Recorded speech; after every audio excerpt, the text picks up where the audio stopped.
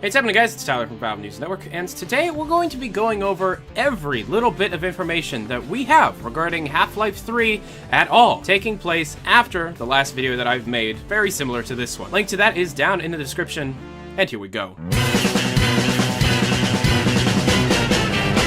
To get things started, the Washington Post interviewed Gabe Newell on January 3rd, 2014, and pretty much just talked about exactly what makes Valve tick. This interview talks about a couple of things that Valve has decided over the last couple of years regarding the change from single-player focus to multiplayer focus, and how some employees were actually against the creation and implementation of the Steam platform. Gabe then goes on to talk about, in very generic terms, on why Half-Life hasn't happened yet. He says, so if anyone becomes the group manager of X, they're going to really resist it when X is not what you want to do in the next round of games. You don't want them to sort of burrow into that. You want them to recognize that being really good at Half-Life level design is not as nearly as valued as thinking of how to design social multiplayer experiences. You've had them feel like they have an organization and title tied up in something when the key is just to continue to follow what the customers are leading. What Gabe is saying is because the majority of the PC gaming market is now multiplayer focused, the majority of the people that work on games such as Half-Life aren't necessarily the most important thing for the short term. However, Gabe then goes to say we definitely, in a sense, have an army of customers who are always helping us stay honest. We've essentially crowdsourced supervision of a lot of these decisions to our customers, and it works way better than almost any other system we could design. Gabe Newell is just talking about how they are able to get opinions on anything that they do very quickly because of how passionate the fans of Valve actually are. Later in the year, on May 23rd, 2014, the Counter-Strike creator and former Valve employee Min Lee talked about Half-Life 3 and Left 4 Dead 3 during a small podcast. Now, we've already talked about Left 4 Dead 3 in a previous video, however, he did mention Half-Life 3 and that it was in development. Speaking of Half-Life, trying to get a little bit of the inside scoop here, do you by any chance know anything about Half-Life 3? Half-Life 3? Did you? Oh, yes. That's a good question. Can we get a confirmation on Half-Life 3?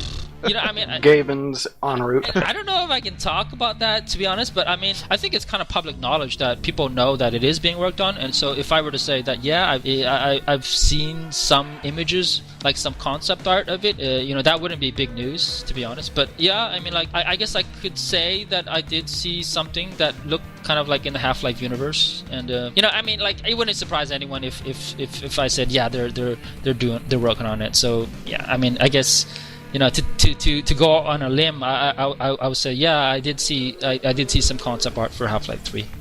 I really hope that he didn't get in any trouble for saying these things, as it seems like he thinks that everybody just knows that Half-Life 3 has been announced. However, it never has been, and this old news that he seems to be referring to was only first mentioned by him in this podcast. On February 10th, 2015, there was an update to the Dota 2 UGC tools, and within this update was a small string talking about HL3. The entire line of code was preferencephysics.testbed.exe, game HL3 open. Now, at the time, this was the only mention of anything related to HL3 within Dota 2's code, but it was added at that point in 2015. During one of the interviews with Valve programmer Jeep Barnett talked about how they got head crabs and Half-Life machine guns within a VR environment and found out it was a very fun thing to experience, especially with VR. At this point, many game news outlets were speculating that Half-Life might be a VR game. However, later in the year, on September 23rd, 2015, during a talk with Chet Falsack regarding VR at EGX, Half-Life 3 was confirmed to not be a VR game. We were kind of betting if that was going to get asked. No. On March 17th, 2015, the first and only Game Slice podcast with Jeff Keighley was released, and it was an interview with Valve's own Gabe Newell and Eric Johnson. And during this hour-long discussion, many things were talked about, including Steam VR, Steam machines, and just the general state of Valve as a game company. However, during this interview, Gabe Newell did say a couple of quite interesting things regarding how Valve looks at game development moving forward. Every game we've shipped, we've learned a lot. So, I think it's kind of straightforward for gamers to extrapolate, from what we've done in the past to what we're likely to do in the future. Obviously people want to see, if somebody likes Team Fortress, they'd like to see what we can do with Team Fortress or Left 4 Dead or Half-Life. Yes. We love all those games. We love all those characters and universes and storylines. And it's we have no shortage of opportunities. So we try to be a little bit strategic and sort of like, okay, this is the piece of the puzzle that we can solve with this set of technologies that we've developed, and this is the new piece of technology that we think is going to be generally useful, and so this ties up well with this property. Yeah. It's like, if you think of it as each one of our franchises represents a tool, and so you just want to pick up the right tool at the right time.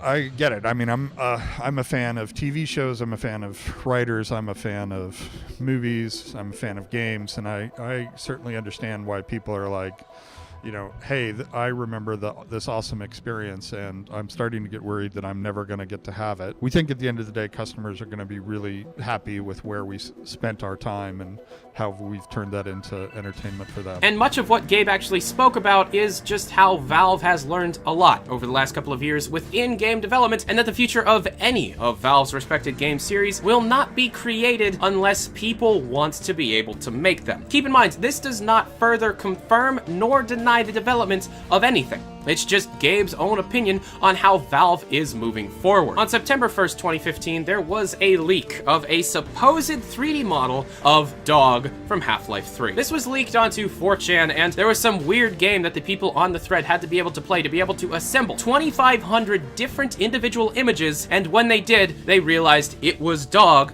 from Half-Life. The actual legitimacy of this picture is still completely not known. However, the picture itself is in Source 2. The model viewer and development textures seen within the picture are from Source 2, and it kind of stirred up the community quite a bit back when it was leaked. A lot more excitement happened when somebody was claiming to be Min Lee, the guy who talked about Half-Life 3 in the podcast earlier in the video. He stated that the image was actually used by the 3A model company when developing Half-Life toys for Valve. However, the graphic was originally intended to be used in Half-Life 3, and was supposedly made between March and April of 2014. And last and most importantly, a few weeks ago, a few text files were added within a recent Dota 2 update regarding Half-Life 3, some kind of RPG, a day-night cycle, and just how Half-Life 3 might be released or created or played. Now, without getting too into the details regarding these text files, I've already made an enormous video detailing everything that you need to know regarding it. Link to that is down in the description below. But anyways, that was all the information we have regarding Half-Life 3 that has come out since the last thing I talked about in the first video that I did regarding Half-Life 3. If you like this video, hit the like button. If you dislike this video, hit the dislike button. If you have any other complaints or compliments, leave them down in the comment section below. And if you want to support these videos, I am running a Patreon campaign. Link to that is in the description. So thanks for watching, guys. As you know, I'm Tyler McVicker. This is Valve News Network. Thanks a lot for watching, guys. Adios.